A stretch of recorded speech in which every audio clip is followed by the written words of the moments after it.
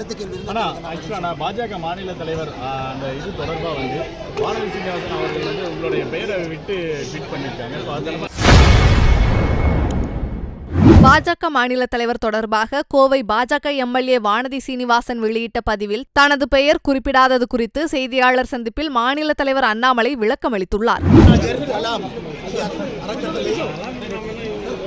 34 பள்ளிக்கூடத்திலிருந்து 1330 குழந்தை செல்வங்களை கொண்டு வந்து ஒரு குழந்தையும் ஒரு திருக்குறள் 1330 திருக்குறளை சொல்லக்கூடிய நிகழ்வுல பேரூர் ஆந்தீரம் ஐயா சாந்தலிங்க மருதாச்சல அடிகளார் ஐயாவோடு நிகழ்ச்சியிலே பங்கேற்பதற்கு ஒரு பெரிய வாய்ப்பு.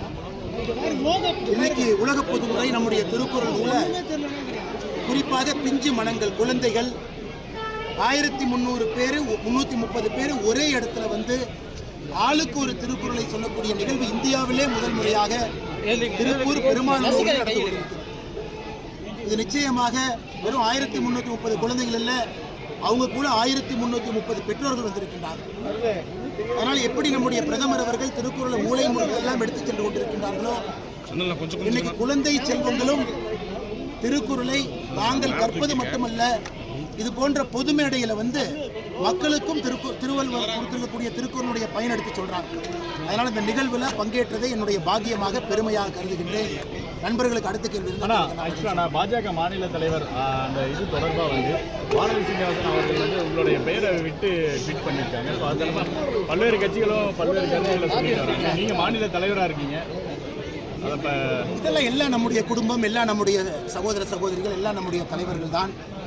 அதனால் ட்வீட்டில் எப்படி போட்டாங்க, பேர் அப்படி சொன்னாங்க, பேச்சு அப்படி சொன்னாங்க, அதெல்லாம் யாரும் பொருட்படுத்த போவதில்லை. அது அக்கா வானதி சீனிவாசன் அவர்களாக இருக்கட்டும், அது அண்ணன் நயினார் நாகேந்திரன் அவர்களாக இருக்கட்டும், அண்ணன் ஹெச் ராஜா அவர்களாக இருக்கட்டும், அண்ணன் புன்னார் அவர்களாக இருக்கட்டும், தமிழிசை அக்காவாக இருக்கட்டும், எங்களுடைய ஒரே நோக்கம் பாரதிய ஜனதா கட்சி வளர்ச்சி பாதையில் எடுத்துச் சென்று 2026 தேசிய ஜனநாயக கூட்டணியில் ஆட்சியில் அமர்த்த வேண்டும்.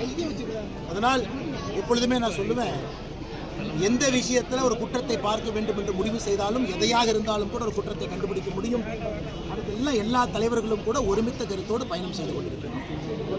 இந்த வேங்கவியல் விவகாரத்தில் இந்த திருமாவளவன் எம்பி கூட அவர் இந்த மாதிரி தமிழக அரசு செயல்பட்டது இல்லைங்க ஒரு கருத்து தெரிவிச்சிருக்காங்க. இன்னைக்கு திமுக என்றாலே அது ஒரு டிராமா கம்பெனி, நாடக கம்பெனி.